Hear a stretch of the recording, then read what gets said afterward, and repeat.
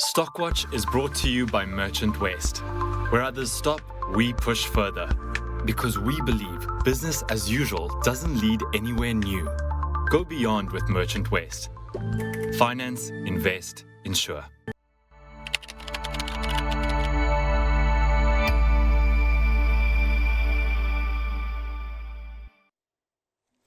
You're watching Stockwatch this week. I'm Ndawling Lechela, and joining me to unpack your stock-related questions today via Zoom is Alex Duys from Umthombo Wealth and Victor Seanie from Benguela Global Fund Managers. Be sure to send your questions through via email to stockwatch@bdtv.co.za, via SMS on 41392 or on X at Business Day TV using the hashtag Stockwatch. Gents, thanks so much for your time this afternoon. Alex, I'll start with you. Another busy week. Investors digesting monetary policy move, positive talks between President Trump and Xi, as well as some big tech earnings. Let's start with the Fed, right, which has caused a wave of uncertainty. What have you made of Fed Chair Jerome Powell's tone, and have market bets for a December cut been reduced? The probabilities of those factors changes, right? So I think in a moment, the consensus view is that we are probably going to see a non-interest rate cut in December, but it's not a foregone conclusion, but that is what the market is expecting at the moment. And a lot can still happen until December, right? We just see now how much this week happened with Newswise flows. Could some companies in the US tech space get good updates, others perhaps less. So big geopolitical developments regarding United States and China, big movements in gold prices. So yeah, there's a lot to absorb in a moment, and there's a lot more to be absorbed the rest of the year. So these things change in short term. That's why short term is so difficult to predict. We don't know how these factors are going to play out and so forth. So we're trying to identify what we think are the structural drivers of growth areas for medium to long term. And it's been interesting how that has been playing out in markets. We started the week in the green, and it seems like we're ending it off in the red. But Amazon's numbers seem to be boosting the US markets if futures are what we're going with. Just back to the Fed then, Victor, tough balancing act for the central bank, of course. On one hand, it's the slowing jobs market, and then on the other hand, it's inflation that, yes, increased less than expected, but still far from that 2% target. How have you assessed the Fed's rhetoric so far? Yeah, I think investors are hoping to see things happen far quicker than they may naturally happen. I'm speaking with regards to inflation. So the Fed, it seems the Fed still expects inflation to come through. You see a lot of consumer businesses under pressure significantly. A lot of them are taking a lot of the hit from tariffs, and perhaps not because the US consumer is so weak. You're not seeing them pass through all the inflation that they're getting from tariffs. So the Fed probably still expects some inflation to come through, hence their caution.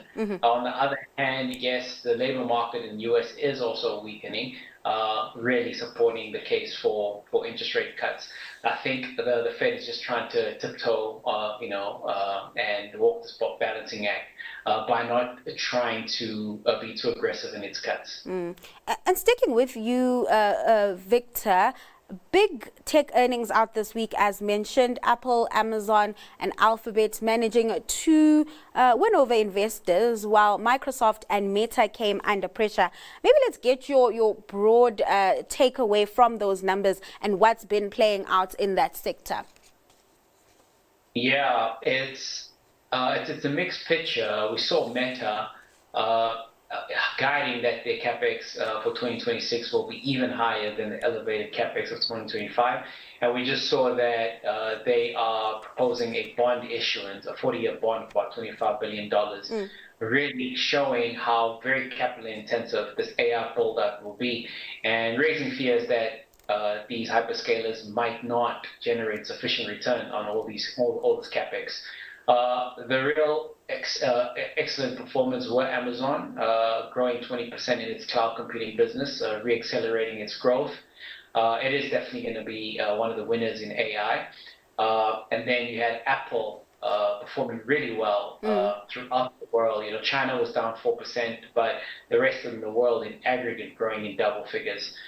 So Amazon, perhaps the lowest capex player in this entire build-up. So it could be a significant beneficiary given the capital light approach it is taking to the AI phenomenon. Story. And then there's a question bringing in the local IT players, Alex. What impact do you think the AI boom will have on the likes of a Datatech, Bytes, Altron, and Foresight? Certainly have an impact. So let's perhaps focus on Datatech since they released results this week. So I think important that Datatech has done quite a few structural changes in the business over the last, call it 2 to 3 years. The business is now very well positioned and much more geared to software and services. I think about 70% of that is now paid to that, tied to that, and the rest to hardware. So it used to be much more of a hardware type of business. So obviously, as companies are investing in cybersecurity and cloud services and so forth, that's where Datatech is going to be benefit from. And you're also seeing much better GP margins and as a result, EBIT margin expansions, which has also improved the cash quality of earnings of the business. So cash earnings has increased substantially. And at the moment, I think the valuation is going to be quite compelling with quite decent prospects. I mean, they're actually guiding for very strong H2. So I think, yes, you can certainly play that theme via something like a Datatech. But it's more tied to the UK. So they're going through a bit of a speed bump at the moment because they changed a couple of parts of the business model, but that should iron out, in our view, over the short to medium term. They've done quite well in the public space, and now I guess there's also huge optionality in the private space where they're using vendors like Microsoft, for example, cybersecurity and so on, and then they sell that to underlying customers. So I think that part of industry will probably grow much faster than the general economy. And I think for South African investors that perhaps don't have offshore portfolios, these are a decent way to play these type of themes. And it's quite rand hedge as well. So I think it's a good option to consider for South African investors. And how are you viewing those local IT players, Victor? We can even bring in some of the fintech counters, the likes of Capital Appreciation, Elisaka, and also that Optasia that will be listing in a week or so. Yeah, I think they present a lot of opportunities for investors. I think I would just be wary of the extent of growth in credit that these players are seeing, because to the extent that they lend in South Africa, we know that the South African consumer is under pressure. The tailwinds from two parts is not there anymore.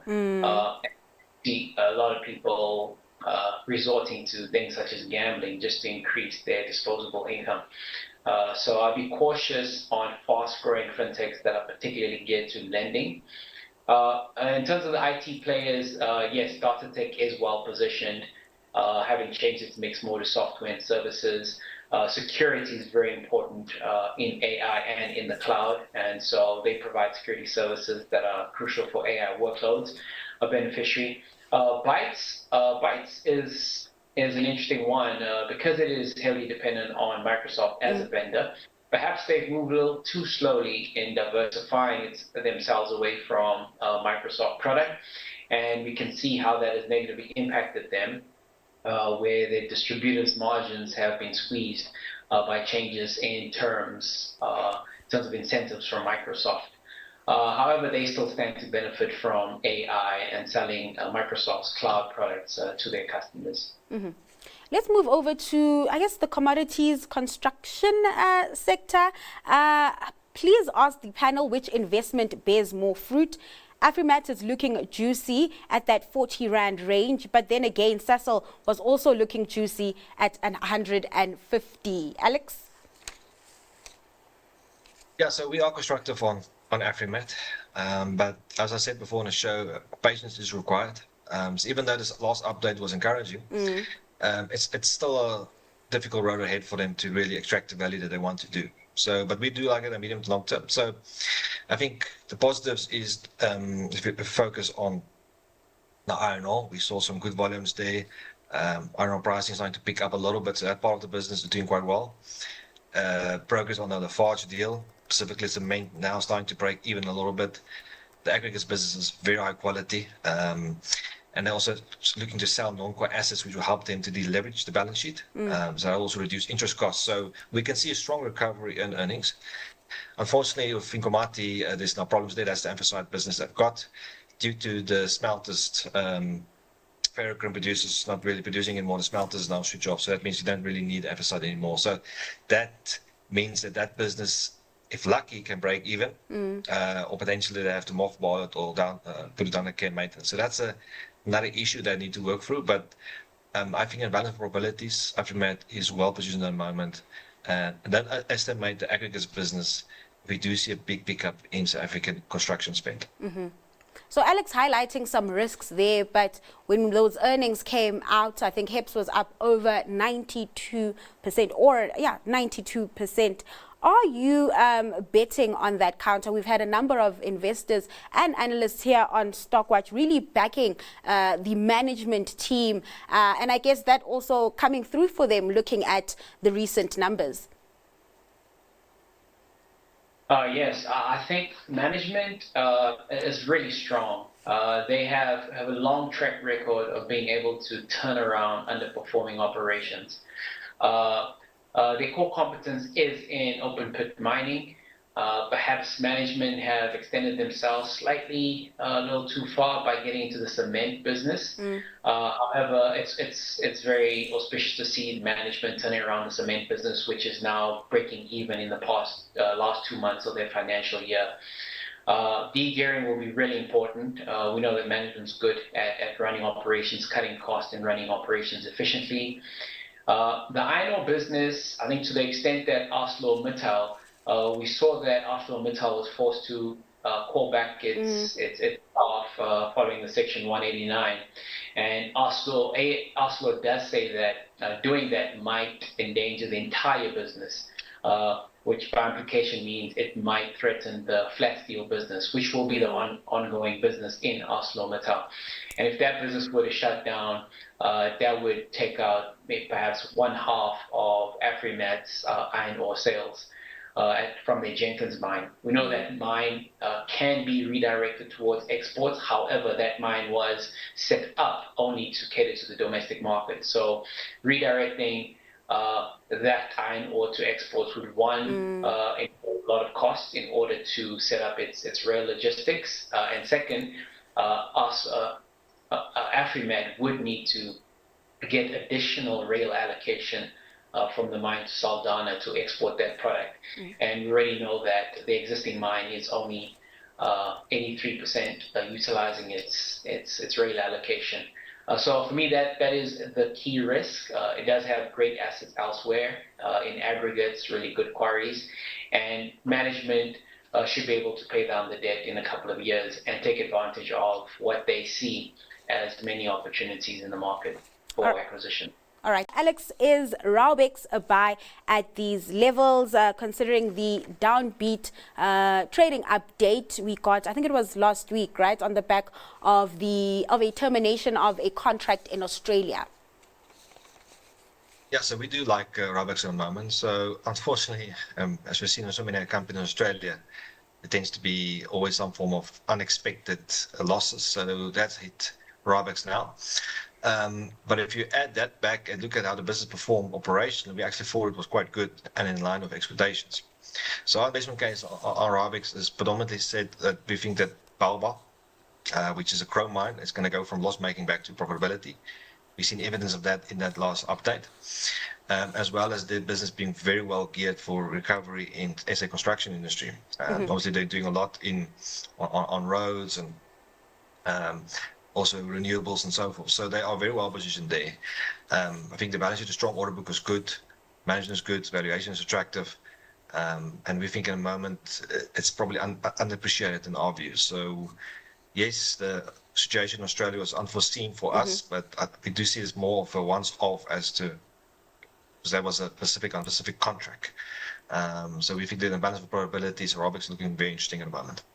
Another company that was hit with some contractual disruptions, a dispute, was Aspen, making gains today after announcing that it won a 500 million settlement from that dispute. And given that that has been settled, Victor, is it a buy at these levels, just trading under 100 Rand? Yes, the settlement was less than I would have expected. Okay. Given that from what Aspen has said, Aspen was not at fault, and so 500 million seems to pale in comparison to the 2 billion Rand in EBITDA that the loss of the contract has costed them. And also, if you look at it in the context of Aspen's net debt of about 29 billion Rand, it's going to go a very short way towards paying down that debt. However, there's a lot of opportunity in Aspen. Aspen has the opportunity to turn around its manufacturing division, where its capacity utilization, both in South Africa and in France, is hovering only around the 40-50% level.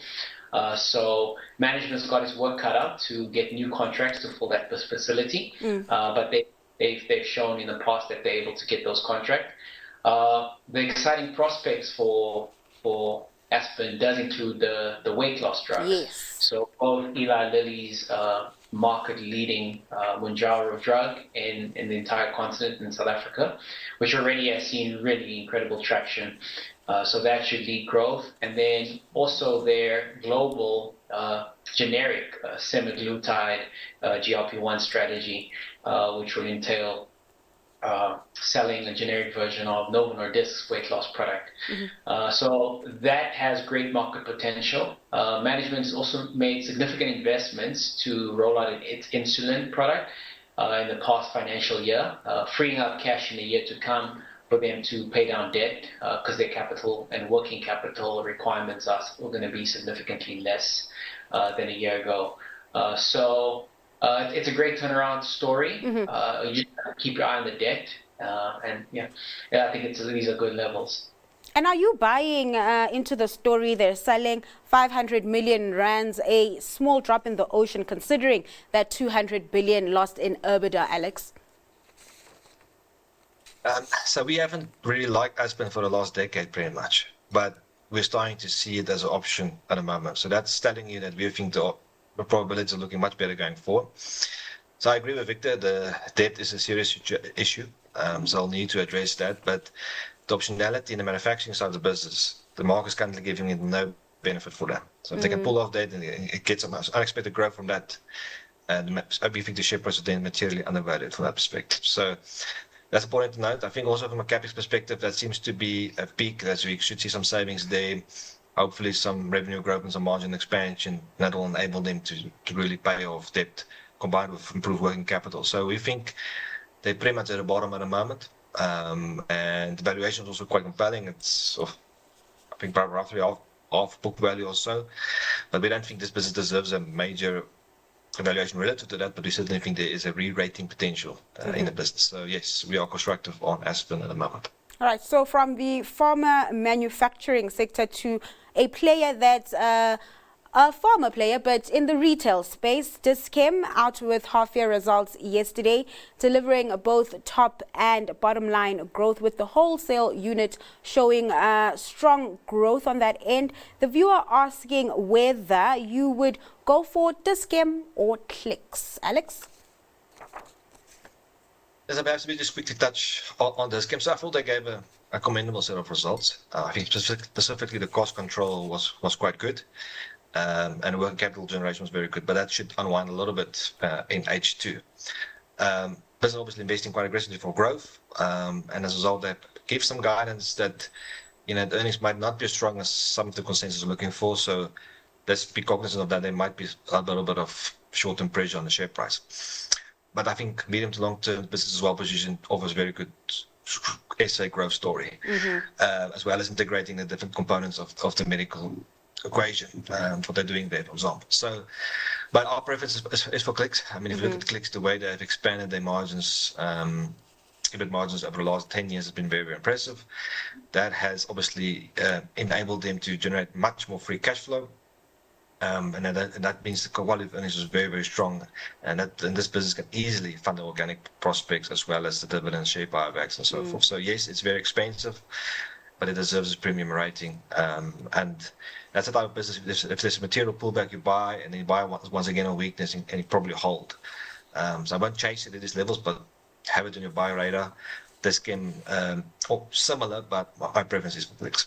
Your preference Click. And what about you, Victor? I mean, talking store expansion strategies, Clicks is on track to open its 1,000th store before the end of the year. Dis-Chem opened about 17 over the reporting period and has about 304 stores. Yes, they have the franchisee stores that also add to it, about 200 as well, but far behind Clicks. Yeah, I think I prefer Clicks. It's a far more capital efficient business, better working capital, far more cash generative, and the returns on equity much higher than Dis-Chem. If you invest in a business over the long term, you expect to generate a return similar to the business's return on equity over the long term. And in this respect, Clicks is far superior than Dis-Chem. It has a far simpler business model, so its execution risk is significantly lower. Management is executed really well, far deserving of a premium rating. I think Dis-Chem's on a P of 24, Clicks is on 29. I think the quality difference that Clicks has in its favor more than makes up for that difference in rating. So I'll definitely go with Clicks. It is growing at a higher rate in terms of its earnings per share as well. So Clicks would be my preference. And Victor, what's your preferred pick in the telco sector? We got news out from there, trading update from Vodacom forecasting earnings growth of up to 45%. MTN also updating markets, that turnaround in Nigeria really bearing fruit. At these levels, I think all the other telcos are equally unattractive. They have bounced back significantly from their lows of 2024. I think Vodacom presents a lower currency risk, although over the past 5-6 years they have moved into markets that present more currency risk, such as Egypt. But taken as a whole, their portfolio is less vulnerable. On execution, Vodacom has been a lot more innovative with regards to introducing new products such as Fintech and so on. So I would go with Vodacom. And what are your thoughts on that sector? The likes of a Telecom has really streamlined its business and has posted solid SA prepaid growth. Let's just get your thoughts really quickly so we can jump into stock picks. Similar to Victor, we're not big fans of the telecom sector. Also, I think in the prepaid space, you have to be careful for MNOs there, with Capitec being involved there. I think there's going to be pressure on the margins. So, in Vodacom being more SA orientated, that exposes them to that risk. But I agree, the currency risks in general is very, very high. The ability to extract the cash out of those countries is a problem. So, we don't necessarily think the cash earnings represents the accounting earnings. So, as a result, we're not willing to pay a premium, or we would call even normalized valuation for the stocks at the moment. So we're comfortable being not exposed to them at this stage. All right, let's get into your stock picks. Where are you seeing opportunity at the moment, Alex? Okay, so what's happening in the world at the moment, and it seems to be China and the United States agreeing some form of deals going forward, and combined the fact that we are quite bullish on copper, we think there's a big decent probability that we could see an increase in the PMI numbers. PMI has been quite low over the last few years. We think there could be a bit of expansion there. Now, if that happens, that will be good for copper. And if you look where copper is relative to gold, the copper-gold ratio is pretty much all-time lows. We think there could be a bit of a catch-up trade there for copper. So we don't necessarily expect gold to fall a lot, but there's certainly copper to catch up. And if copper catches up, Glencore will do very, very well. And also within Glencore, we think metallurgical coal as well as thermal coal is starting to pick up a little bit. So, and at the same time, they're also looking to do some form of value unlock strategy in Glencore. So a lot of moving parts, and for us, it's pointing in the right direction. So we've been buyers of Glencore, and we like it. And what are you hanging your hat on, Victor? Mexican food since the Friday. Chipotle Mexican Grill, the U.S. Restaurant business, which sells burritos, tacos, and other Mexican fare. Very, very simple business, a very limited menu, which gives it a very high throughput through its restaurants. It has some of the highest restaurant level margins in the U.S. It's well known. It's got about 3,500 restaurants now in the U.S. and it to grow that to about 7,000. So still a good amount of growth runway for the business. Less than 3% of its stores are outside the U.S. So they've begun their expansions in Canada, Europe, the Middle East, and recently in Mexico.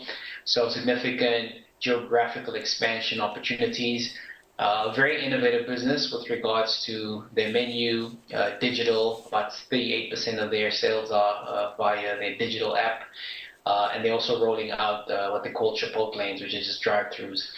So the stock has been beaten down significantly, given that the U.S. consumer is weak, very poor sentiment, particularly among those earning less than $100,000 a year. It's going to be weak for the next quarter or two, but usually the best time to buy consumer stocks is when there's consumer sentiment. And Chipotle is down, I think, probably 50% now. It was down 18% yesterday, so a great time, great opportunity to buy. All right, gents, thanks so much for your time this afternoon. That was Alex Duys from Umthombo Wealth and Victor Seanie from Benguela Global Fund Managers. Do remember that Stockwatch pre-records on a Monday and Wednesday at 1 p.m. and is live at 6:30 p.m. on a Tuesday and Thursday, while Stockwatch this week is live at 12:30 p.m. on Fridays. Keep that in mind and keep your questions coming. For now, that's all from Stockwatch this week, but do stay tuned for lots more coming up right on Business Day TV.